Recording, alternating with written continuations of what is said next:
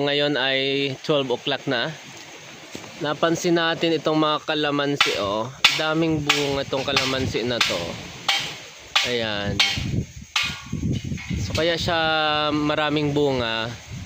Napag-alaman ko na itong kalamansi ay mayroong switch.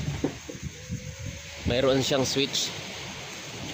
So yan yung kalamansi na yan, oh. Yan. Dami siyang bunga, maraming bunga. Okay, na pag-alaman ko na may switch siya ito. Kaya nandito siya sa kalamansi, oh. Itong switch na ito naka-on. Ayan, naka-on yan. So kaya marami siyang bunga naka-on. Astig tong kalamansi na to. Pag gusto mo na hindi siya mamunga, i-off mo lang yan. Ipindutin mo lang siya, i-off mo.